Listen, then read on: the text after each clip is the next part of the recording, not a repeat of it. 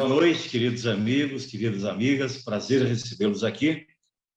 Agradeço ao Departamento de Eventos da ANADEM e parabenizo também a Medicine por ter organizado o evento. Parabenizo meu amigo, parceiro, doutor Renato Assis, por ter sugerido e por ter feito o convite aos palestrantes dessa noite. Muito temos falado sobre judicialização da medicina. Na verdade, a rigor, todas as relações humanas estão, de certa forma, judicializadas. As pessoas perderam a capacidade do diálogo, da composição, e por isso o nosso judiciário está aí com mais de 100 milhões de processos em estoque, aguardando julgamento, e a cada ano 30 milhões de novas demandas são ajuizadas aí perante o nosso Poder Judiciário, já tão assoberbado aí. E na odontologia não poderia ser diferente.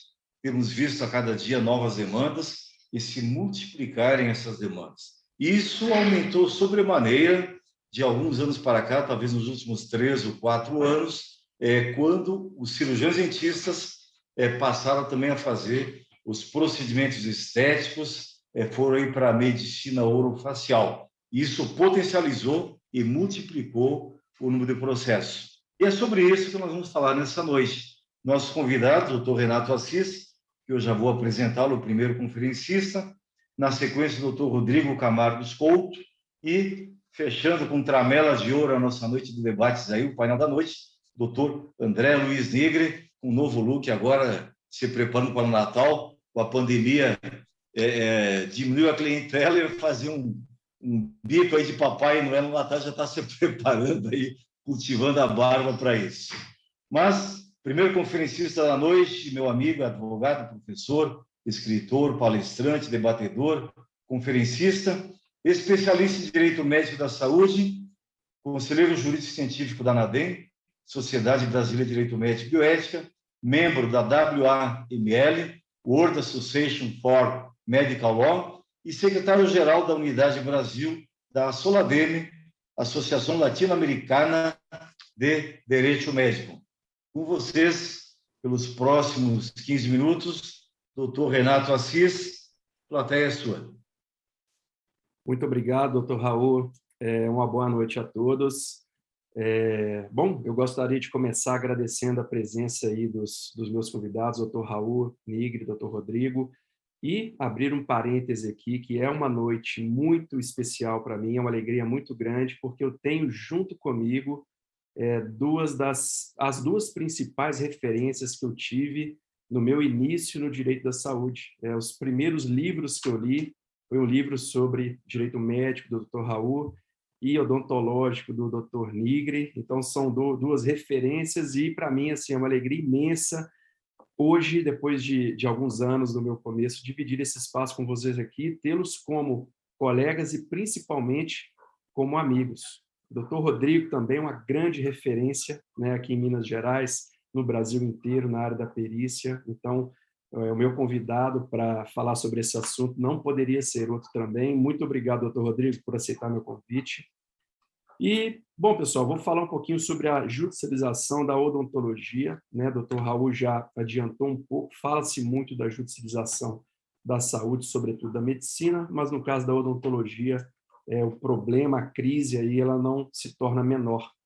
Um pequeno parêntese que o Dr. Raul já abriu com muita propriedade, né? A gente não vive a época da judicialização só da saúde ou da odontologia, nós vivemos a época da judicialização de tudo, né? O mundo jurídico brasileiro é altamente superlativo, nós gastamos 2% do PIB com litígios judiciais, tudo termina na justiça, são mais de 1.600 escolas de direito, mais de 100 milhões de processos e mais de 1.200.000 advogados. Nós temos mais escolas de direito e advogados aqui do que em todo o mundo junto, né? Do que em todos os países juntos do mundo. Então, é um mundo jurídico altamente superlativo. E quando nós falamos da judicialização da odontologia, eu trago uma pergunta que eu quero que os colegas deem sua opinião final.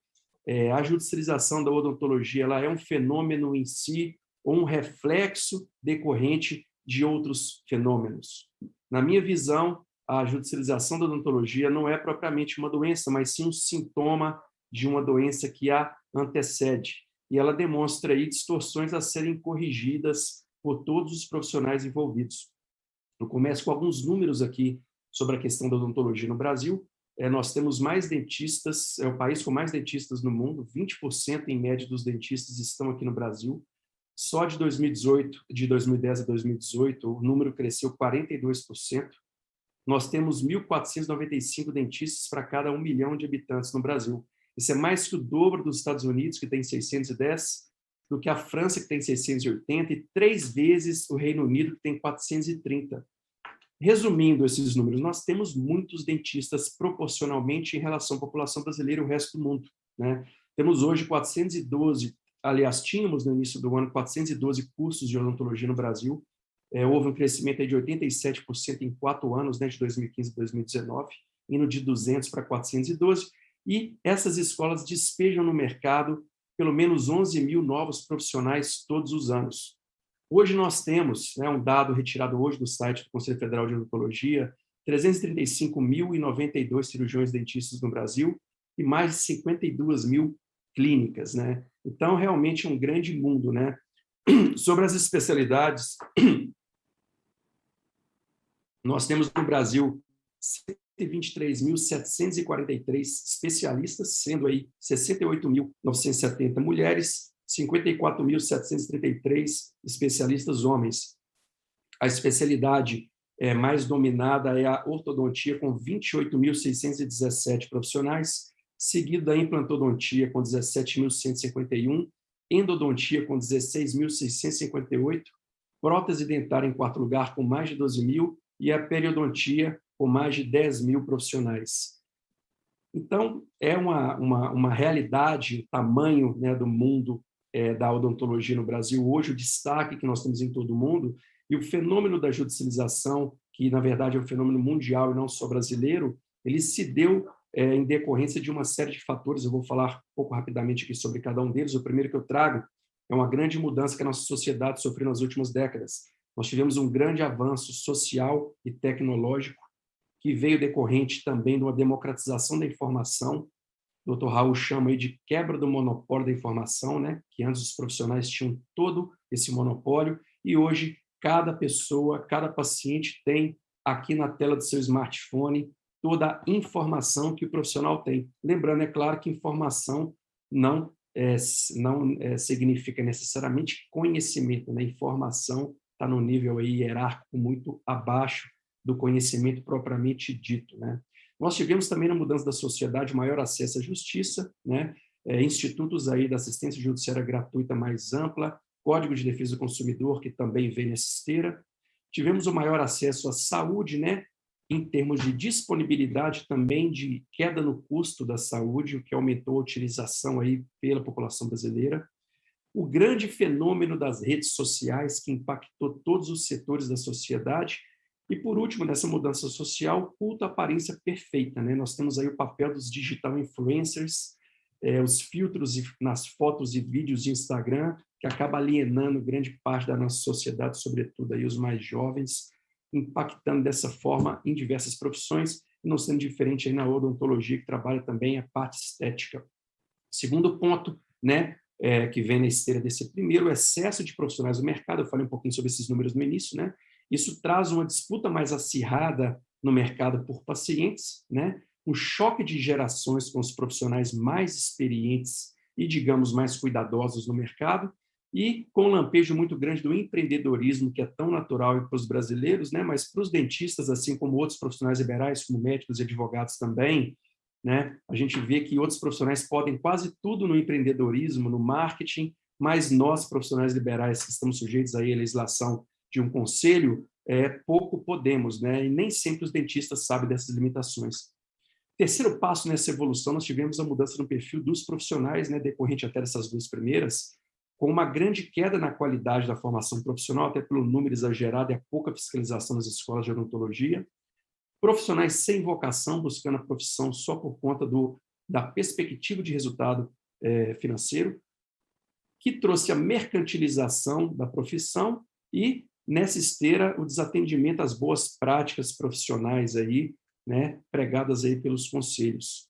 Isso veio também na decorrência de uma mudança no perfil do paciente, né? Que hoje é um consumidor, né? Ele é mais litigante, mais informado, enfim, mais exigente, né?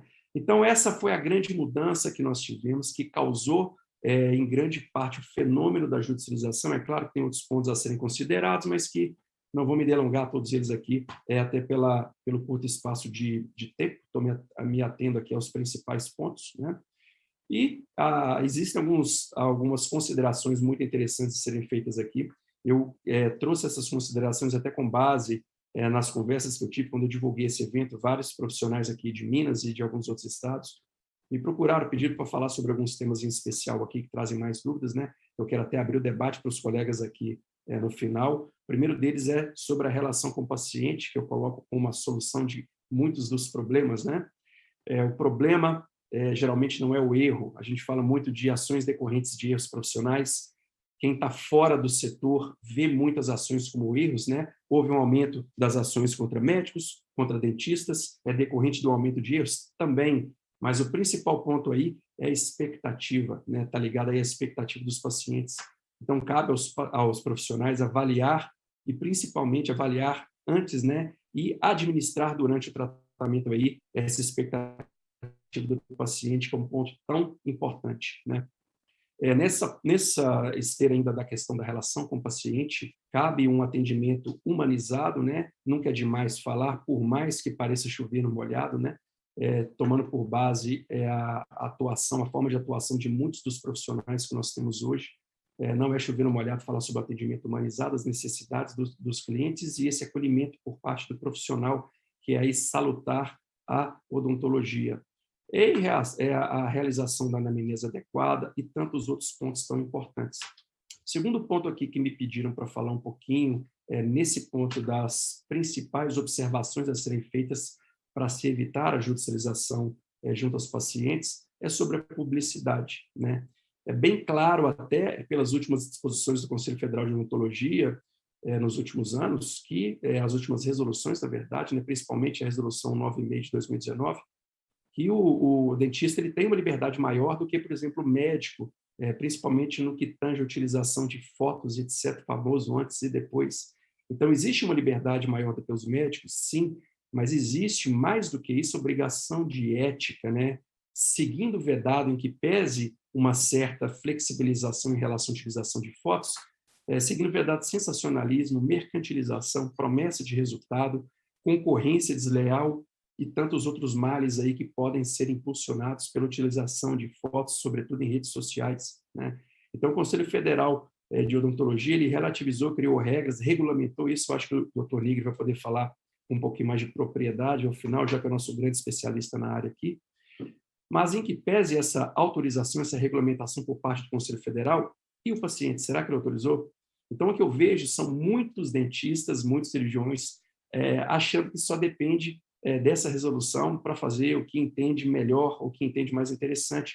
Só que o paciente ele tem que autorizar. Então, é desejável, né, sempre a utilização do termo de consentimento específico para a utilização de imagem, né, do paciente. Até porque, no momento que acabou o tratamento hoje, ele pode estar muito feliz, pode autorizar verbalmente, né, a utilização dessa imagem, mas amanhã, né, o tratamento evolui de uma forma que o paciente entende como inadequada, e essa autorização verbal aí pode não se realizar numa autorização formal ao final, causando uma série de problemas aí profissional, né? Cumpre ressaltar ainda, né, segundo informação do nosso querido doutor Eduardo Dantas, né, que é procurador no Conselho Regional de Odontologia de Pernambuco, 83% dos processos éticos por lá são causados por publicidade. Então, isso mostra o tamanho do problema que a publicidade tem na área da odontologia, né? Mas uma observação interessante que eu faço sempre, até pela experiência com esses processos, a utilização exagerada de antes e depois, de resultados perfeitos em redes sociais, pode causar uma interpretação por parte do Poder Judiciário de uma promessa indireta de resultado. Ou seja, em que pese você não prometer o resultado para aquele profissional específico que está ali à sua frente, ele foi bombardeado durante dias, meses, anos, com resultados perfeitos, nenhum resultado médio, só resultados perfeitos em rede social. Isso leva ao claro entendimento de que o resultado dele também vai ser perfeito. Então, é o que eu digo, em que pese essa relativização, essa autorização do Conselho Federal de Odontologia, cabe sempre aí uma prudência muito grande na utilização desse meio por parte do profissional, né?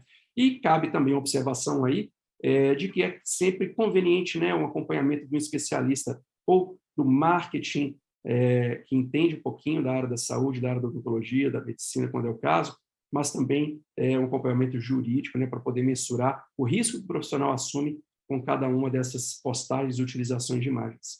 Terceiro ponto interessante que me pediram para falar foi sobre obrigação de resultado, né? Em regra, está ligado aos procedimentos estéticos. Agora, quais são os estéticos, né? Se a gente partir do pressuposto da doutrina e principalmente da visão dos profissionais, né, é quase nenhum. A gente fica ligado aí, talvez, ao clareamento, às facetas, né, as facetas lentes de contato, né, que são chamadas assim. Só que, na verdade, quando a gente olha o prisma da justiça, a ortodontia, de forma geral, ela é vista como obrigação de resultado, né? Muitos juízes consideram a parte da ortodontia como um todo como estética, né? E até mesmo a parte de implantodontia. Muita gente considera ela de forma global como estética. Então, é uma discussão jurídica muito grande que eu vejo, pelo menos nos processos aqui por Minas Negras. Não sei se a sua opinião ela é convergente com a minha, né? E deixa claro aí também, na minha visão, a necessidade de um contrato, né? Muita gente relativiza a necessidade do contrato, mas um contrato, a partir do momento que deixa claro exatamente o que está sendo prometido pelo profissional, né? Em que pese em muitas especialidades não há promessa de resultado, mas a promessa da utilização dos melhores meios para o alcance do melhor resultado. Isso é muito importante, porque ao final a gente não fica sujeito à visão do paciente do que ele achava como prometido, né? No final, se a gente não firma o que foi prometido, o paciente pode falar que foi qualquer coisa. Mas um ponto interessante é sobre a negligência informacional, né? Isso é muito importante. Cumprir com o dever de informação, a gente resolve metade dos problemas na nossa visão. O consentimento, ele não se limita só ao termo, é todo o procedimento. O termo, ele só formaliza, só leva a termo, escreve, né, essa obrigação de resultado. É uma obrigação que cabe ao profissional durante todo o tratamento. A linguagem tem que ser, obviamente, clara e acessível, sem juridiquês, né? Muitos advogados formalizam termos aí que são totalmente complicados e inacessíveis para o paciente de pouca instrução, né? E é importante lembrar, o Dr. Raul sempre fala isso, excesso de informação representa desinformação, então os termos têm que ser também sucintos. Um último ponto aí sobre registro de atos e fatos, né? Na minha visão, resolve os outros 50% que não são resolvidos pela cumprimento do dever de informação. O prontuário deve ser completo, né? Ele é a principal ferramenta de defesa aí, até mesmo para a perícia, né, doutor Rodrigo? O prontuário tem que estar completinho. Então, o que não está nos autos não está no mundo, essa visão dos juízes, né? A gente tem que levar os autos, não adianta, não importa o que aconteceu, importa que você pode provar que aconteceu, e a nossa ferramenta aí é o prontuário. A gente tem que lembrar sempre que o Código de Defesa do Consumidor, ele traz a regra da inversão do ônus da prova, que é aplicada por muitos juízes na maioria dos processos, né? Então, quase tudo tem que ser levado a termo no prontuário. Faltou uma consulta, né? Além da notificação que a gente já orienta a fazer, constar no prontuário que foi agendada a consulta, que o paciente não compareceu à consulta, né? Até mesmo o abandono do tratamento, quando for o caso. Há casos aí de medicamentos que são receitados, o paciente abusa da medicação, tem um problema podendo vir a óbito, então é salutar aí ter sempre essa informação no prontuário, né? E sobre o prazo de guarda, que foi questionado também, né? Tem orientação básica de 5 anos, né? Mas eu já vi casos de ortodontia serem ajuizadas ações 12 anos depois. Então, a orientação é guardar sempre. A gente tem aí a questão dos vícios ocultos, né? Que é prazo de prescrição, começa a contar depois da ciência do dano. E, por último, senhor, questões diversas aqui, tem 3 pontos interessantes que me falaram, pediram para falar. Primeiro foi sobre a responsabilidade civil do paciente. Falam muito sobre a questão da responsabilidade civil do profissional. O paciente também tem obrigações. Então, em casos aí, até por conta da rede social, de ofensa à honra, assassinato de reputações, né? As pessoas hoje coagem as outras através da rede social. Então, eu tenho ações ajuizadas aqui de lucros cessantes contra pacientes, é um ponto bem interessante. Tem até a questão da denunciação caluniosa, teve uma mudança no Código Penal ano passado bem interessante. Contrato, né, gente? O último ponto aqui é um título executivo extrajudicial, então, um contrato bem feito, você pode executar judicialmente os honorários. E, por último, aí, o cuidado especial com o atestado, né? Eu tive um cliente aqui, ano passado, aqui em Minas, né, que ele acabou dando um atestado para um amigo, né? Foi uma coisa de boa fé, mas no final ele descobriu que ele deu um atestado para a pessoa apresentar como álibi para o cometimento de um crime de atropelamento. Então, ele está tendo um processo criminal agora por conta de um atestado. É um ponto aí muito sério. Bom, senhores, eu acho que o que eu tinha para colocar nesse pouco espaço de tempo era isso. Eu agradeço aí a atenção e a paciência de todos e passo a palavra aos colegas. Doutor Raul, muito obrigado. Obrigado, doutor Renato Assis. Parabéns pela clareza, objetividade, concisão, precisão cirúrgica na exposição. Nosso próximo conferencista é cirurgião dentista, especialista em próstata dentária e odontologia legal, mestre e doutor em ciências da saúde, perito criminal odontologista do Instituto Médico Legal de Belo Horizonte há mais de 20 anos, presidente da Câmara de Instrução Ética do Conselho Regional de Odontologia de Minas Gerais por 6 anos, perito no Fórum Lafayette desde 1999, coordenação da especialização em odontologia legal, professor da faculdade da Unimed. Com os senhores, Dr. Rodrigo Camargo Couto, pelos próximos 15 minutos. A palavra é sua e a plateia também.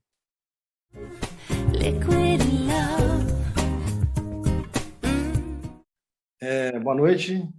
Agradeço a apresentação, agradeço a honra, né? Fiquei muito honrado pelo convite de me reunir com experts na área do direito e que tem atuação aí de muitos anos, são todos professores, currículos muito ricos e experiência vasta. Hoje eu queria ficar restrito mais à área técnica mesmo da perícia, porque a área jurídica você já tem os experts que expõem para vocês, quem sou eu para dar opinião. Mas a fala do professor Renato foi muito própria, muito concisa, muito acertada, inclusive em relação a esse perfil histórico da progressão dos conflitos, como que eles foram se configurando. Nós presenciamos isso lá no Conselho Regional.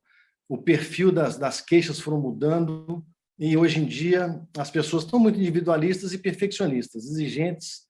Então, não é fácil clinicar.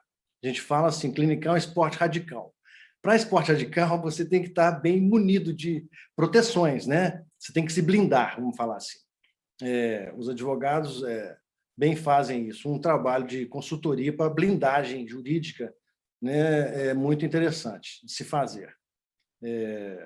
Então, eu vou ficar restrito aqui à área da perícia, só esclarecer que a gente faz perícia, eu faço perícia na área criminal, na área ética, trabalhista e civil, quer dizer, são 4 áreas bem diferentes, os laudos são bem diferentes, a estrutura da perícia é bem diferente, as queixas são bem diferentes, né? Você está no IML, o que você tem mais é lesão corporal, traumatismo, coisas dessa natureza. Na hora que você está na área civil, você tem danos, né? A busca de danos. Então, o esqueleto da perícia ele é bem diferente. Tem um prontuário inicial, que tem um arcabouço de informações, que é comum a qualquer perícia. Mas o foco da perícia é sempre bem diferente. A quesitação, né, as perguntas, os questionamentos são bem diferentes também. Na parte criminal, centrada no Código Penal, na parte civil, no Código Civil. E na parte ética, o laudo é bem diferente, mais diferente ainda, porque é centrado lá no Código de Ética Odontológica. Então, é bem diferente a atuação. Eu aqui sempre estimulei meus colegas, eu fui o primeiro a atuar no fórum, pelo menos dessa geração, então eu sou mais velho, comecei a atuar lá no fórum em 99, fui carregando meus colegas do IML, porque o perito criminal ele tem mais aceitabilidade, respeitabilidade, justamente porque ele tem um cargo oficial, ele é mais bem visto, né, pelo meio civil. E de lá nós fomos para o Conselho Regional também, todos nós, uma turma, né? Nós temos um trânsito muito grande, uma turma, não é uma turma grande, infelizmente, a gente estimula sempre a formação de novos técnicos, justamente para ter um arsenal maior de escolhas, mas a gente atua nesses âmbitos todos. Tá? Então, é bem diferente a atuação em cada um dos âmbitos. A progressão, o aumento dos processos é impressionante, é vertiginoso. Inclusive, coisas assim, insignificantes. que são queixas que são majoradas pelo paciente, ele quer um lucro extorsivo, e é uma injustiça com um profissional da odontologia que tem formação em carreira de saúde. Você quer o bem do paciente, você quer a saúde, o restabelecimento da estética, da fonética, da mastigação, da deglutição, das funções da boca. Não tem ninguém mal intencionado. Às vezes, por uma questão mercadológica, nós estamos observando hoje, há uma certa prostituição, sim. Primeiro, pela diminuição dos valores dos honorários, o que força o profissional a fazer um atendimento rápido, fazer um prontuário odontológico rápido, não fazer uma abordagem completa, não utilizar tempo que eu chamo de tempo administrativo. O profissional, idealmente, deveria usar 10% do tempo que ele está clinicando, deveria ser dedicado à parte de documento e burocracia e de conversa com o seu paciente, para esclarecimento sobre custos, riscos, limitações, vantagens, desvantagens, alternativas dos tratamentos. Isso, às vezes, não é feito porque o honorário é muito baixo, o tempo é muito curto. Então, para otimizar, a desculpa é essa, para otimizar, não se faz a burocracia adequadamente. Isso gera uma exposição exagerada do profissional. Na hora que ele é acionado no meio jurídico, ele não tem provas, né? Que a gente sempre fala, você tem que produzir provas a seu favor. As provas a seu favor são a documentação odontológica. Então, essa preocupação tem que estar presente aí na cabeça dos profissionais. Os advogados também nas orientações, que produza provas a seu favor. Você indicou para alguém, sistematize isso. Cada consulta é assinada. Na hora que o paciente assina, é ciente e anuente todo o procedimento. Vai fazer um orçamento, um planejamento, uma projeção de tratamento, você faz uma coluna com 3 alternativas e você dá custos, riscos, limitações, vantagens, desvantagens de cada uma das 3 alternativas, para aquele leque de opções ficar bem claro para o paciente faz um xizinho lá na alternativa que ele acha que vale a pena para ele. Ou seja, houve uma exposição do que realmente será feito ou o que foi combinado com o paciente. Eu já vi muita argumentação de advogado falar que, apesar de estar sistematizado, estar com contrato, com burocracia, com prontuário, com toda a documentação odontolegal em dia, que o paciente não tem aparato intelectual mínimo para entender o que foi explicado. Mas o profissional tentou, de todas as formas e meios possíveis e admissíveis no ramo odontológico, né, para tornar aquilo claro. Se o paciente não entendeu, realmente é muito difícil, né? De todos os pacientes entenderem tudo, mas ele mostrou por prontuário, pelo planejamento, pelo contrato, pela autorização de riscos, né? Então, uma preparação na parte documental é muito interessante. Então, a gente tem que ter, eu digo assim, um triângulo de preparações, né? A primeira parte técnica, você tem que estar atualizado tecnicamente, tem que trabalhar dentro do que é o atual em odontologia. Não cabe mais defasagem. Inclusive, é um dos artigos do Código de Ética, dever de atualização, está nos deveres. Segundo, você tem que ter uma parte de relacionamento muito boa com o seu paciente. Não se trata de mimo, é um tratamento educado, cortês, claro, às vezes até é necessário colocar alguns limites, como faltas ou atrasos, é cabível limites, mas um relacionamento bem firme e transparente e próximo com o paciente. Quer dizer, eu quero fazer o bem para você. Essa é a demonstração que o dentista tem que dar, né? Eu tenho preparo técnico, eu tenho toda a parte burocrática e jurídica preparada, eu sei trabalhar, eu expus para você o que eu vou fazer. Isso é muito importante também. Outra coisa importante é realizar o que foi combinado, né? Muitas das divergências que nós percebemos é que combina-se uma coisa e não se realiza, pelo menos, a expectativa que o paciente tinha. Se tiver documentado a expectativa, o que foi contratado, é mais claro para você falar o que eu realizei foi o que eu planejei, né? Muitas vezes o planejado não é o realizado. Mas é isso. Vou fazer uma exposição aqui muito breve do que é a perícia, ficar muito restrita à parte técnica da perícia, e às vezes, num outro momento, a gente pode esclarecer mais detalhadamente a processualística da perícia, né? Como que ela ocorre, quais são os passos da realização dela na técnica odontológica, ok? A apresentação. Eu tenho um livro publicado também, quem tiver interesse, um livro com 56 colaboradores, muito interessante. Lembrar sempre essas resoluções do Conselho, se você olhar na hierarquia das leis, a resolução do Conselho não tem tanta eficácia como a lei que está lá, né? A Lei 5.081 é a lei que criou a odontologia, tá? 1966, pelo Decreto 8.704, 3 de junho de 71, e pelas normas regulamentadas no Conselho Federal de Odontologia. Essa é a nossa maior diretriz. As resoluções, às vezes, pela hierarquia das leis, elas não têm tanta abrangência, nem tanta eficácia como a nossa referência, que é a Lei 5.081.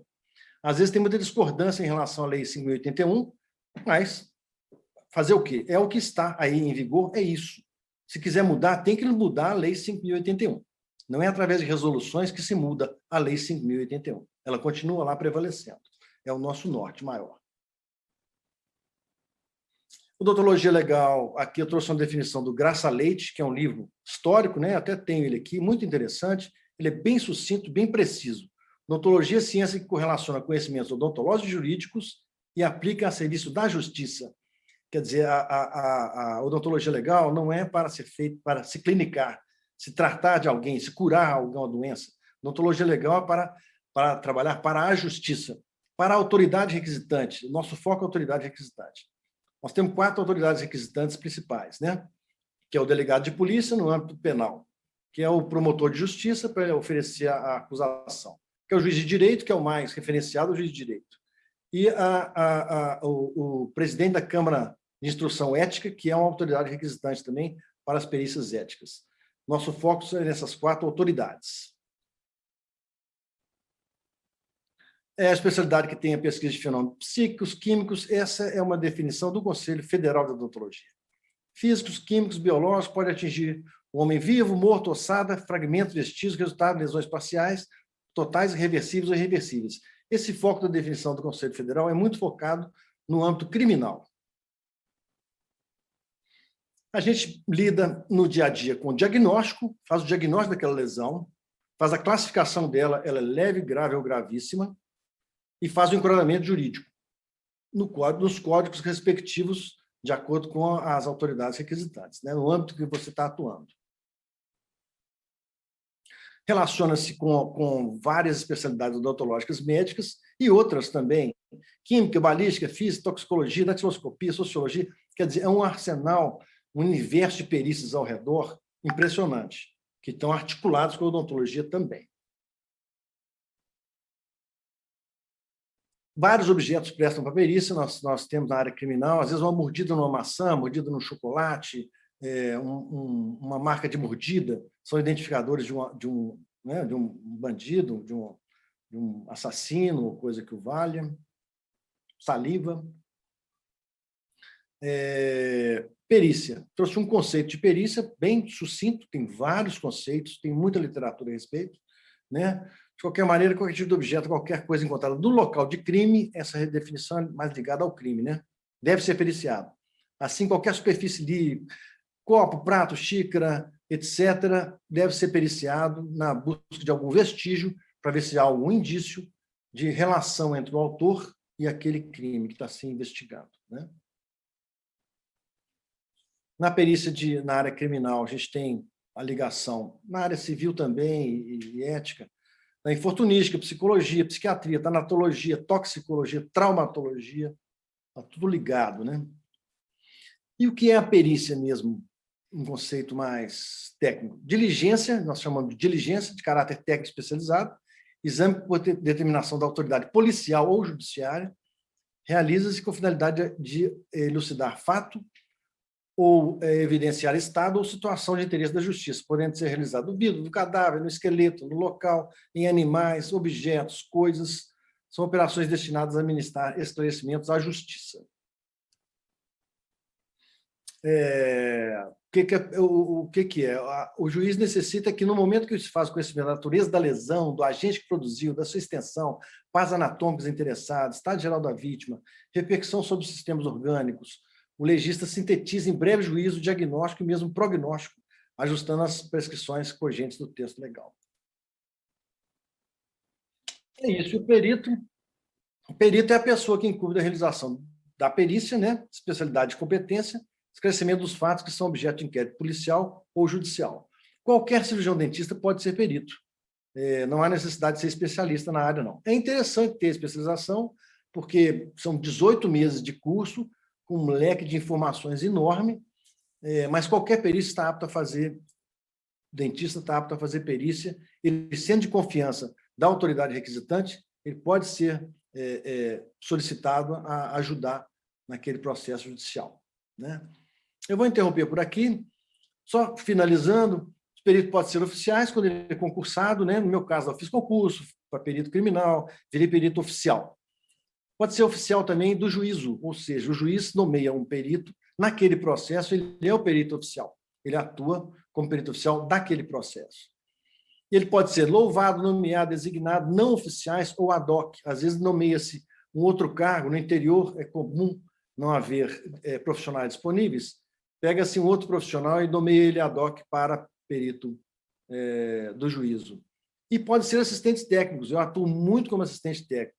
Como? Ajudando os advogados, ajudando as partes interessadas no processo judicial, para que haja um trânsito que não que seja desfavorável a ele. Quer dizer, privilegiar olhares que o beneficiem e tentar não realçar coisas que possam o prejudicar. Não é fugir da verdade, mas privilegiar olhares que interessam ao seu cliente. Isso é cabível para o assistente técnico, para auxiliar as partes, né? Mas é isso, vou parar por aqui, porque o nosso tempo é curto e temos outras falas.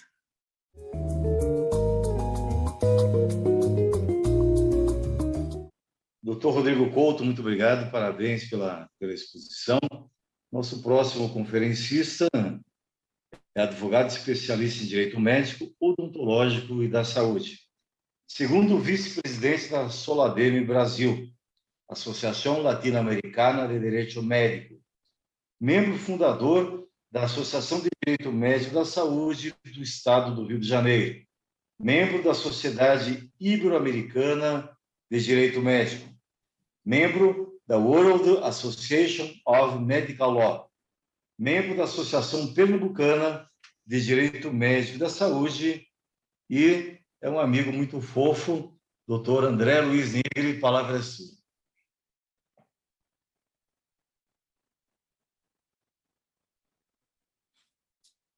Alô? Ok?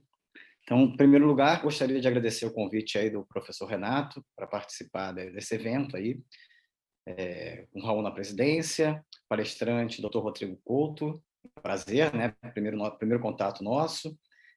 Raul, poderia só pedir um cafezinho, porque depois da palestra do Renato e do Rodrigo, eu fiz algumas anotações pequenas aqui, breves, acho que vai dar tempo da gente falar sobre elas, e a vantagem de falar por último é que a gente vai colhendo material de todos eles, né?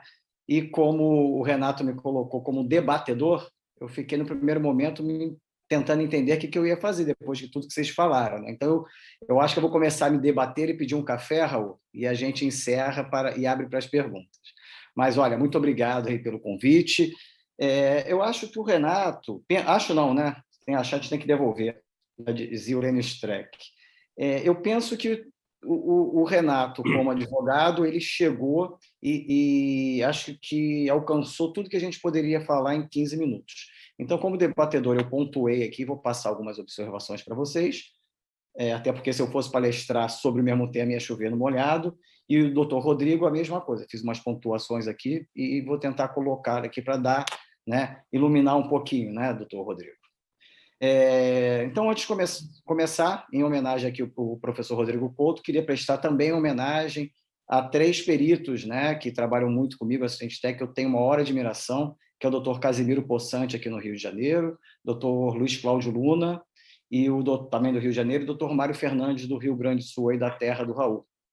Então, sobre a pontuação da fala do Renato, realmente o que a gente enfrenta hoje, né, nesses, vamos dizer, doutor Rodrigo, nesses 26 anos aí, apesar de eu não ter cabelo branco, né, nesses 26 anos de advocacia exclusivamente nessa área, a gente vai aprendendo algumas coisas, principalmente com os profissionais da área de odontologia, que eu costumo dizer, antes de entrar na parte do direito, que é o meu assistente técnico, é meu braço direito e o esquerdo, e o cérebro também, porque ele que vai me dar a diretriz para seguir, no meu caso, né? No caso do nosso escritório, o Raul sabe muito bem disso, a gente prefere trabalhar com assistente técnico no momento que está fazendo a contestação.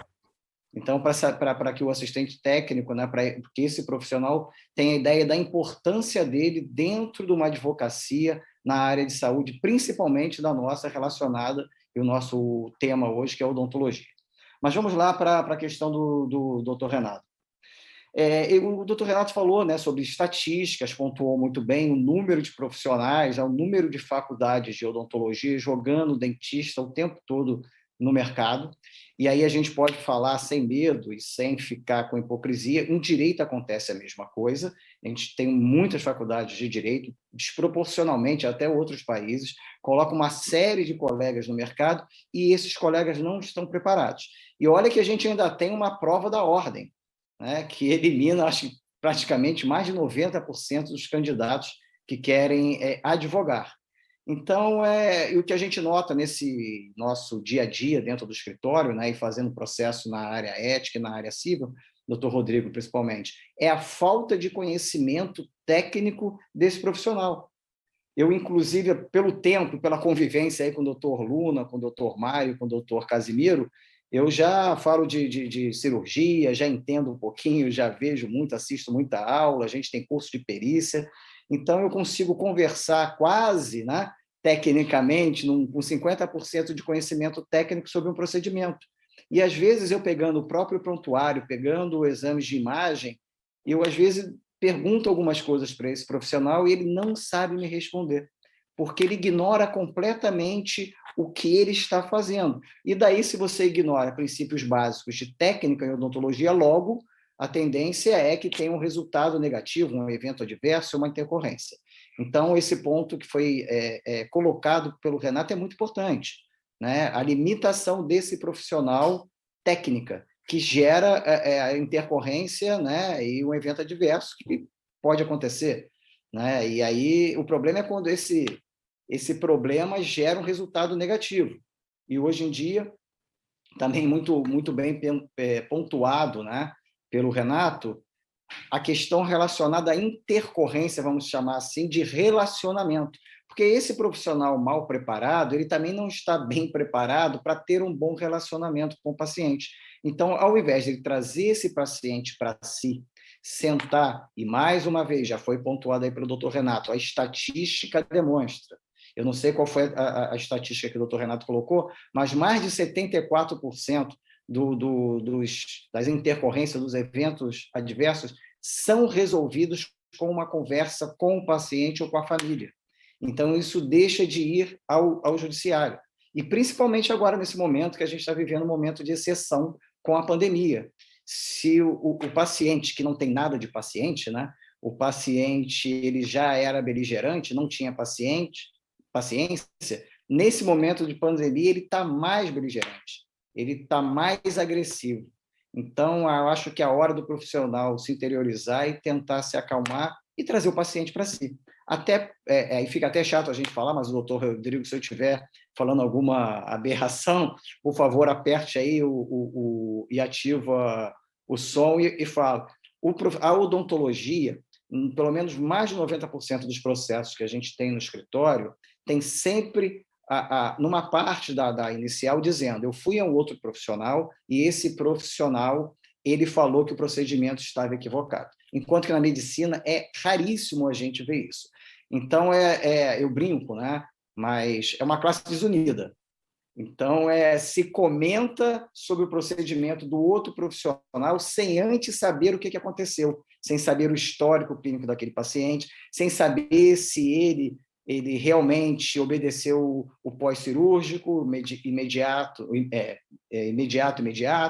se ele atendeu todas as prescrições e proscrições desse profissional. E aí isso vai desencadear, a gente vai saber que lá na prova pericial vai aparecer, né, com o prontuário, com a ficha clínica, com o termo de consentimento, com tudo que se tem, que o perito, né, vai passar lá a luz e vai demonstrar o que realmente aconteceu naquele tratamento. Então, a gente, com o tempo, aí, com a experiência, a gente vê que muitos dos processos relacionados à área de odontologia tem também como artistas, vamos dizer, o agente principal, o próprio colega, que às vezes não faz por mal, mas ele acaba incentivando o paciente a entrar com o processo. E a gente vê aí algumas dicotomias a respeito, né, para quem é cirurgião dentista, para advogado, de repente vai ter um pouquinho mais de dificuldade, da ortodontia e da terapia funcional de maxilares, se não me engano, que aí você tem paradigmas diferentes, e quando ele procura um profissional, leva a documentação para o outro, e aí muda completamente, e aí ele acaba achando que estava errado, todo aquele procedimento que foi feito no começo. Depois o doutor Rodrigo corrige aí a nomenclatura, que eu tenho, certamente pela hora e pela idade eu já confundi. Mas então são detalhes que acabam gerando processo, né? E isso não vai acontecer se o dentista deixar esse paciente dentro do consultório, dentro da clínica, porque ele vai poder conversar, ele não vai ter uma terceira opinião, e o dentista foi claro e objetivo sobre a intercorrência ou sobre o evento adverso, e ele fica ali e você soluciona o problema. Então, a gente sempre conversa com os nossos clientes, escreve e fala nesse sentido. Mantenha o paciente próximo, que aí ele vai ter confiança em você. E em caso de falha no procedimento, sente com ele e fala, ó, houve uma falha nesse procedimento, a minha expectativa era de alcançar um resultado X, não alcancei, vou ter que fazer tudo novamente, e aí segue a vida, né? Não é feio, não é diminuir o profissional quando acontece um procedimento ou uma intercorrência, um evento adverso que ele não esperava. E aí temos até, né, como excludente de responsabilidade, doutor Rodrigo, o dano iatrogênico, que é um caso típico, né, que você sabe que pode acontecer, mas não consegue evitar. Então, mantenha sempre, né, Renato, Rodrigo e doutor Raul, mantenha sempre o paciente perto. Isso é muito importante. Um outro ponto que o doutor Renato colocou, e eu já tive a oportunidade, junto com meu sócio, Eduardo Dantas, a falar sobre isso numa palestra, é a humanização dos procedimentos na área de saúde em geral. Na época, falamos sobre a área médica e agora, né, estamos falando sobre a área de odontologia, né? Por que o dentista está perdendo a humanização no seu tratamento? Tempo, dinheiro e procedimentos que eles não estão capacitados para fazer.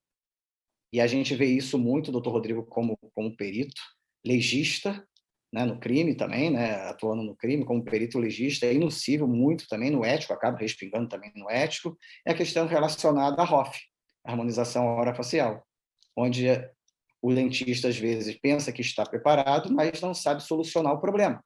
Então, quando há intercorrência, ele não sabe o que fazer. Então, eu acho que antes do profissional colocar a boca na cavidade oral do paciente, ele tem que saber como lidar com a intercorrência. E a gente está vendo, né, doutor Rodrigo, que não está acontecendo.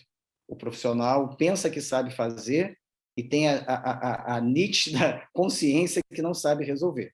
Então, por questão de gerenciamento de risco. Se você não sabe qual vai ser o resultado, então não faça. Então, comece sempre pensando de trás para frente. Qual poderia ser o resultado desse meu procedimento aqui? Poderia ser o resultado X, Y, Z? Se prepare para ele. Então, é algo que a gente vê com os processos, com a experiência, que isso não ocorre. E aí a gente entra naquele mesmo problema, falta de formação profissional, mesmo que seja um profissional capacitado, que tenha inúmeras especialidades, mas a ROF é algo diferente. Você está começando muitas vezes, apesar de ser um ortodontista, trabalhar com implantes, ser um bucomaxilo, esse sim, eu acho que está um pouco mais preparado por toda a carga horária de conhecimento que ele adquire durante a formação dele como especialista na área bucomaxilofacial, mas mesmo assim tem que se render à ignorância, né, e aprender e respeitar os limites na hora de fazer algum procedimento odontológico. 5 minutos, Aline? Dá para entrar com a habeas data, Raul, para ganhar mais 5? Direito à informação? Então, vamos lá. Então, o Renato também pontuou, né, um termo mercantilismo, né? Eu, particularmente, entendo que esse termo é muito mal colocado dentro do Código de Ética e muito mal colocado nas resoluções do Conselho Federal de Medicina, de Odontologia, quer dizer, né? Desculpe aí o ato falho. porque mercantilização não tem nada de errado e é usado o tempo todo no sentido pejorativo. Então, eu acho que deveria, né, ter um pouquinho mais de cuidado com essa palavra mercantilização, até porque ela é colocada, principalmente nos processos éticos, de uma maneira tão genérica que fica até difícil a gente defender, que a gente não sabe do que está o nosso cliente sendo acusado.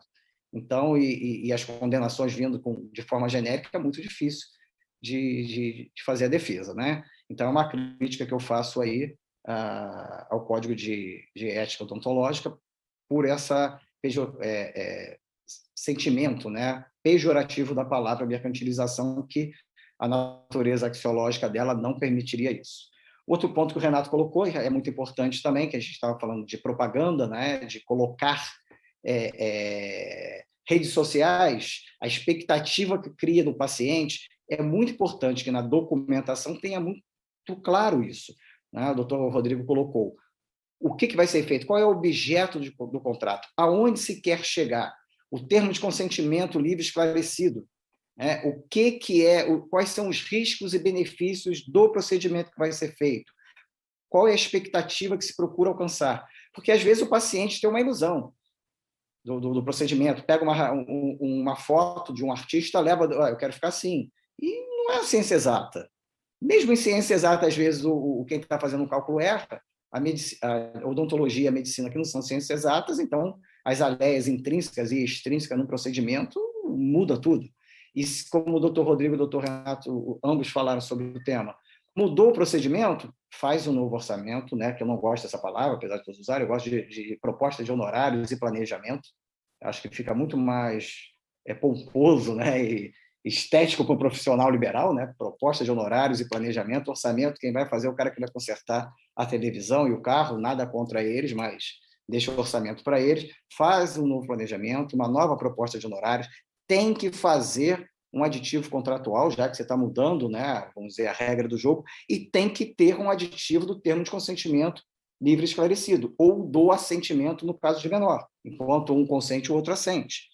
Então, isso é muito importante, porque a gente vê, às vezes, que o profissional muda o procedimento, não faz o novo planejamento, não fala com o paciente, ou então fica só verbalizado isso, né, de forma oral, e aí na perícia, é claro que o perito vai bater nisso, na hora que está fazendo a perícia. Então, vamos... E outra coisa, Renato, que a gente tem que se preocupar muito nos dias de hoje, LGPD. Termo de uso de imagem tem que ter já cláusula falando sobre LGPD. Obrigação de meio de resultado, aí, se eu começar a entrar por isso também é meio complicado, mas eu boto aqui o meu posicionamento. Como toda a área de saúde, eu acho um entendimento muito equivocado você olhar no contexto geral, como o nosso tribunal, o Superior Tribunal de Justiça fez, com o voto do doutor Salomão na área de ortodontia, que é de resultado. Eu acho que cada caso tem que ser analisado de forma personalizada. Cada caso é um caso. Até porque a ortodontia ela é muito mais terapêutica para quem é da área de odontologia do que propriamente estética. Até porque alguns resultados estéticos você não vai alcançar, mas você vai ocluir muito bem. Então, isso tem que ser passado. Mas, infelizmente, o judiciário não tem esse entendimento e a gente trabalha o tempo todo tentando mudar esse posicionamento. Já foi pior. Eu e Raul, que já somos um pouquinho mais velho do que o Renato, que agora ele está pintando o cabelo aí, está ficando assim, mais novinho, eu e Raul já pegamos, né, o Raul, era tudo obrigação, era tudo resultado, obrigação dos resultados. Agora já está um pouquinho mais sendo relativizada essa obrigação para obrigação de meio em alguns casos. Mas, do que o Renato falou, né, e uma outra questão que a gente não pode também esquecer da lei do prontuário, quando a gente fala de prazo de arquivamento de documentos. Então, nós temos uma lei a respeito do prontuário odontológico. O prontuário médico serve para prontuário odontológico. O tempo de guarda, que lá diz físico 20 anos, e você depois pode transportar isso para a forma digital. Então, é importante. Então, poucos sabem a respeito dessa lei. Eu acho que tem que ter uma obrigação aí, nós, como os advogados, conhecemos um pouco mais. Bem, pelo menos uma parte eu terminei das minhas anotações, né? Mas fica aí a dica para uma próxima oportunidade, nos reunirmos de novo para falar sobre o tema, que ainda tem muita coisa para falar. Então, agradeço, tentei ser o mais claro possível dentro desses 15 minutos, né? Até porque falar depois de dois grandes mestres é muito mais fácil. Ok? Um abraço para vocês aí. Raul, com você. Professor Negri, obrigado pela exposição, parabéns pela concisão e conseguiu estabelecer os nexos das duas palestras de uma forma brilhante, conforme lhe é peculiar. Doutor Rodrigo Couto, eu queria fazer uma provocação. Aliás, o senhor me trouxe uma notícia que foi novidade para mim. O senhor é do Instituto Médico Legal de Belo Horizonte, né? Eu achei que não tivesse Instituto Médico Legal em Minas Gerais. Foi surpresa para mim. Para mim, aí era Instituto Médico bom demais. Sabia dessa, Nico? Em Porto Alegre, em Porto Alegre é o Instituto Médico Trilegal. Em São Paulo, Instituto Médico Puscoco. E em São Paulo é um puta Instituto Médico. Meu! Doutor Couto, existe um movimento dentro da odontologia, e para tanto criado uma associação cujo presidente é o doutor Kohler, lá do Paraná, para transformar a odontologia em medicina orofacial. Inclusive, é um projeto de lei tramitando na Câmara dos Deputados, autoria do deputado Capitão Augusto, de São Paulo, que altera a Lei 4.324 e a Lei 5.081, e transforma a odontologia em medicina orofacial, e o cirurgião dentista passaria a ser intitulado como médico orofacial. Como é que o senhor vê esse movimento? Como é que o senhor entende, o senhor como conselheiro do CRO, o senhor como perito e também na qualidade de cirurgião dentista, como é que o senhor avalia esse movimento e quais as vantagens e desvantagens esse projeto está aprovado traria para o profissional e também para o nosso consumidor, para a população? Como é que o senhor vê isso? Raul, esse movimento já é um movimento que não é recente. Quer dizer, a gente observa um movimento nesse sentido há mais de 20 anos. Agora, eu vou te dar uma opinião, quer dizer, opinião pessoal. Eu acho o seguinte, nós temos um volume de informação em odontologia enorme. Não cabe fazer medicina e odontologia, porque a odontologia tem muito mais conhecimento do que as especialidades médicas. Então, para ser apenas uma especialidade médica, seria muito difícil, sabe? Agora, a gente vê uma experiência mal sucedida em alguns países europeus, em que, por exemplo, Portugal. Eu tenho colegas aqui, até em Belo Horizonte, que eles fazem o seguinte, ficam 15 dias aqui, 15 dias em Portugal, porque chega lá, ele é subprofissional de um médico odontólogo de lá, que não domina a técnica, quer dizer, esse aperfeiçoamento especializado, esse volume de conhecimentos muito grande que a odontologia tem, ideal seria continuar como está. Poderia ampliar um pouco mais o cabedal de conhecimentos da odontologia, ampliar aí algumas áreas que seria assim, pegando carona na medicina. Nós já fazíamos a área básica muito comum, parecida com a medicina, e as especialidades, nós temos muitas especialidades. A medicina tem hoje 34 especialidades. A odontologia tem 20 e poucos, acho que 24. O nosso volume de conhecimento é muito grande. Para você ser médico, para depois ser dentista, depois especializar nas 24 especialidades odontológicas, então é muito. Eu acho que a gente se perde no caminho. Eu fico vendo, eu dava muita aula da parte jurídica para os residentes aqui da Faculdade de Ciências Médicas, 200 e tantos residentes. A gente vê na área de neurologia, o sujeito faz 6 anos de curso, depois ele faz 5 anos, às vezes, ou 3 ou 5, na área de neurologia, se ele quer ser neurocirurgião, por exemplo, ele até se perde do básico. Então, ele vai depois virando ultra especialista, sendo que hoje o mais comum é você ter um domínio mais abrangente e não um domínio tão especializado. Então, opinião pessoal, eu não sou a favor. Na área de harmonização orofacial, tem algumas divergências de área de atuação e a questão das intercorrências. O doutor André falou com muita propriedade, tem conflitos de área de atuação e isso está a ser resolvido, não foi resolvido ainda. Eu creio até que pode aparecer alguma decisão jurídica desfavorável a essa especialidade odontológica no futuro, baseada na 5.081, nas leis maiores do que a resolução do CFO, pode ser que haja aí uma contramão nesse movimento. Mas as intercorrências que os dentistas não resolvem, os médicos também não resolvem, não. Então, nós temos um conhecimento bem detalhado da área da face, e será que o dermatologista tem? Será que o cirurgião plástico tem? O bucomaxilo chega no hospital, uma cara toda quebrada lá, eles chamam o bucomaxilo na hora, não, pelo amor de Deus, começa aí, depois a gente faz alguma coisa ao redor. Então, estou defendendo aqui o dentista no sentido de que ele tem um conhecimento amplo a respeito na área de harmonização, ele sabe contingenciar, sim, falta formação adequada, que se forme adequadamente os especialistas, os que queiram mexer nessa área. Tá. Há intercorrências que não são contingenciadas, às vezes intercorrências cabíveis, não são intercorrências não cabíveis, que seria o erro odontológico, o erro médico. Numa intercorrência cabível, no mesmo atropelo que o dentista contorna, os médicos também têm esse atropelo. Não é tão fácil para ninguém, tá? Mas esse debate aí dessas duas especialidades, ou três, ele ainda não foi resolvido, ele ainda está em andamento. Em relação à odontologia ser uma especialidade da medicina, eu acho difícil, porque o volume de informações é muito grande. Não dá. Obrigado, doutor Rodrigo, pelo esclarecimento, e apenas como informação, as coisas são muito dinâmicas, né?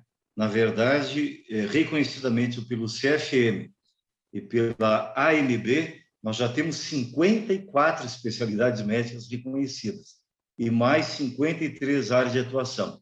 E tem pelo menos uma dúzia de outras especialidades tentando ser aprovadas, tentando ser reconhecidas. A exemplo aí da ozonoterapia, da medicina hiperbárica, medicina integrativa, medicina regenerativa e tantas outras aí. Mas já reconhecidas através de resolução do CFM e com registro na Associação Médica Brasileira, são 54 já especialidades médicas e mais 53 áreas de atuação. Então, é muito dinâmico isso, muito mais complexo, né? Muito mais complexo. O nosso tempo já vai se esvaindo aqui, e eu apenas, para fechar minha participação aqui, nós lançamos no mês passado um manual de publicidade em odontologia. Quem estiver nos assistindo, tiver interesse, pode fazer o download diretamente do portal da Anadenta, lá disponível, 0800, pode baixar. E no editorial eu escrevi mais ou menos isso, que, embora, e isso é uma discussão, eu participei no último final de semana da Jornada Paulista de Cirurgia Plástica, e lá estava o doutor Alexandre Cataoca, que é o corregedor e tem suspendido e até expulsado da sociedade alguns cirurgiões plásticos que fazem propaganda ostensiva, se valendo do antes e o depois. E a reclamação deles é que na odontologia isso é permitido, o CFO permite. Mas no editorial do nosso manual, eu coloquei isso. Faça a sua propaganda, faça o seu marketing pessoal, mas não pense que porque o CFO é mais tolerante, mais flexível que o CFM, porque o CFO permite isso, não se esqueça que se der ruim, como falam no Rio de Janeiro, se houver algum evento adverso, você não está adstrito apenas ao Código de Ética Odontológica. Acima de você virá o Código do Consumidor, virá o Código Civil e o Código Penal brasileiro. Você vai responder pelas 3 implicações. Então, não é porque o CFO é um pouco mais flexível, é um pouco mais largo na autorização para a publicidade, que você vai fazer uso desmedido dela ou de uma forma totalmente incauta, totalmente irresponsável. Porque você pode não ter processo ético, mas terá processo com base no Código do Consumidor, Código Civil e também no Código Penal. Doutor Eduardo Dantas, nosso professor, lá de Recife, faz um comentário aqui no chat, dizendo: tema importantíssimo e ainda pouco explorado. Mas tem a ver com a não importância dada ao assunto nas faculdades. Eu concordo plenamente com ele. Doutor Dantas, obrigado pela contribuição e muito obrigado pela sua audiência qualificada. Eu deixaria a palavra em aberto antes de fechar o painel da noite, se os conferencistas quiserem fazer algumas considerações finais breves, porque nós já superamos o nosso tempo aqui. Comecei Raul, se me permite, muito própria a sua fala, e parabéns pelo trabalho de disponibilizar informações para os profissionais. Tem até que divulgar isso um pouco mais, porque isso é muito útil. E o nosso colega que fez o comentário aí, eu ia fazer esse comentário também. Falta o odontologista, não especificamente. Eu dei aula aqui em 3 faculdades, exímio, não tem pessoas para lecionar nessa área. Tem que ter informação. O dentista está absolutamente desinformado, então ele acha que tudo é normal, que tudo pode. Não está tudo liberado como na cabeça dele, o desinteresse pela disciplina é muito grande, e na hora que chega no mercado, problema, né? Eu acho que assim, é como você soltar um bebê perto de uma adversidade qualquer, sem ir lá e falar, opa, cuidado, você vai cair no buraco. Alguém tem que fazer isso na universidade. Então, tem que haver uma reformulação das informações disponíveis para a graduação. Pós-graduação nem se fala, nós temos que estar presentes nas pós-graduações todas, mas a graduação falta informação, tá? E parabéns pela iniciativa da instituição de vocês que está disponibilizando essa informação. Que bom. Obrigado, Tocouto. Doutor Renato Assis. Raul, muito obrigado. Eu queria aproveitar minha consideração final para passar mais uma pequena questão. É uma percepção minha, na mesma esteira da crítica que o doutor André Nigri fez, eu queria fazer uma pergunta, porque eu tenho uma pequena constatação aqui, micro, no ambiente no qual eu milito aqui em Minas. Eu queria saber se na sua atuação com experiência muito mais larga e uma atuação macro no país, Nigri, a sua percepção é a mesma. Você falou sobre a questão do fogo amigo, né? Que é muito comum o profissional um acusar o outro, um criticar aí a conduta do outro sem ter todo conhecimento. É uma coisa que, de fato, eu percebo também na odontologia mais do que na medicina.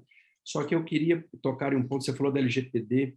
A LGPD, para mim, é uma grande prova do afastamento que o profissional odontólogo tem do preventivo jurídico. Até nessa esteira também das escolas não levarem esse conhecimento, eu sinto que os dentistas eles buscam menos esse conhecimento, ou seja, fazendo um paralelo aqui com a questão da política, a maioria dos brasileiros fala, eu não gosto de política, e acaba sendo vítima da política.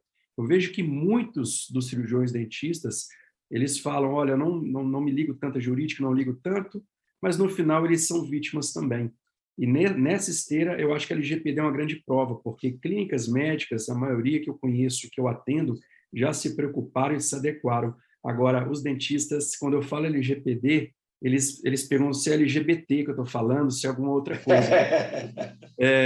Nigri, você tem essa percepção também desse afastamento dos dentistas para com o jurídico, essa coisa igual política, não gosto muito. Eu acho que pelo fato da judicialização da medicina ser uma coisa mais forte, mais presente, os médicos se preparam melhor para o problema. Você percebe também esse movimento da parte dos dentistas, desse afastamento e que eles acabam sendo mais vítima? E eu finalizo a minha pergunta aqui, já com o meu agradecimento, finalizando.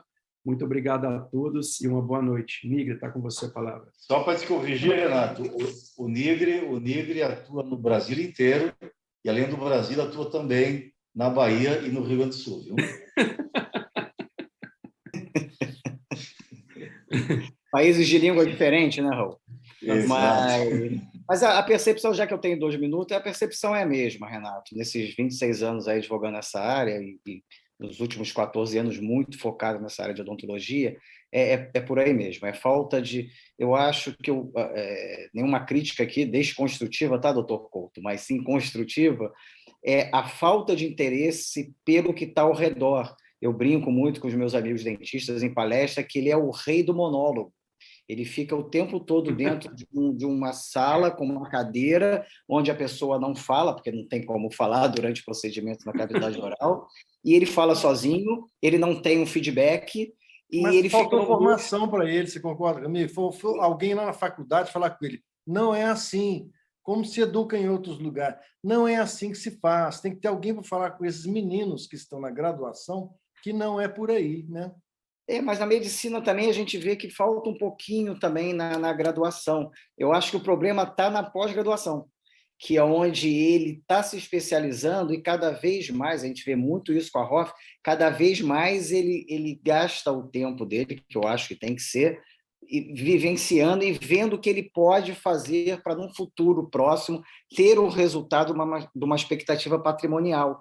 Então, eu mostro muito isso na prática, com números. A gente oferece uma gestão de risco para um consultório pequeno, que se cobra, vamos colocar aqui no Rio de Janeiro, R$6.000 para fazer toda a documentação, termo de consentimento, tudo, fazer uma varredura na clínica e botar ela perfeita, inclusive com seguro de responsabilidade civil, cobertura adequada ao tipo de paciente que ele tem, ele não faz. Isso você dividindo em 12 vezes, R$6.000. Porque R$6.000 ele faz um curso de final de semana que ele fazendo, não vou falar em produtos para não caracterizar a área, mas com uma aplicação ele ganha os R$6.000. Então, o que eu vejo na experiência, e vai a crítica novamente construtiva, é a falta de interesse em ampliar os horizontes para algo que está batendo na porta dele. E posso afirmar hoje, pela minha advocacia voltada para essa área de odontologia, tem muito processo. O Raul sabe disso e a gente até pensou em tentar colocar isso, né? Fazer uma compilação que nem tem de medicina, mas não conseguimos, porque o judiciário ainda trata a odontologia como erro médico. Os próprios advogados, na hora de distribuir a ação, botam erro médico. Então, a gente não consegue fazer nada fidedigno, não consegue puxar jurisprudência fidedigna, mas tem muito processo. Hoje, no Rio de Janeiro, eu posso falar, sem medo de errar, que a gente tem mais processos na área de odontologia do que na área de medicina. E, mais uma vez, encerrando aí o pouco tempo, Raul, obrigado pela participação, Renato, doutor Couto, é sempre bom aprender com os amigos, e acho que fica aberto aí, já que não deu tempo de encerrar tudo, ainda tem uma folhinha e meia aqui que eu não pontuei, a gente marcar uma próxima oportunidade a um encontro, tá bom? E eu ficando como debatedor ao final sempre, que é muito mais agradável. Obrigado, doutor Nigo, obrigado, doutor Renato Assis, obrigado, doutor Rodrigo Couto. Foi um privilégio ter estado com vocês aqui, ter participado dessa mesa de debate muito enriquecedora. Eu encerrarei a minha fala, e com isso já dando boa noite a todos os convidados, a todos que nos assistiram, falando aos dentistas que nos ouvem, que o segredo para resolver isso é muito simples. É parar de cuidar do dente e entender que ele cuida do dono do dente, não apenas do dente. É cuidar e tratar o dono do dente e não do dente. Ele se humaniza o tratamento, aí você vai entender que a experiência é muito mais importante que o resultado. Muitas vezes o resultado é bom, mas a experiência foi ruim, gera uma insatisfação. Às vezes o resultado pode ser negativo, mas a experiência foi boa, e você gera até um paciente que te indica para outros, né? Esse é o grande segredo. Obrigado a todos, uma boa noite. Deus os abençoe a todos e a cada um.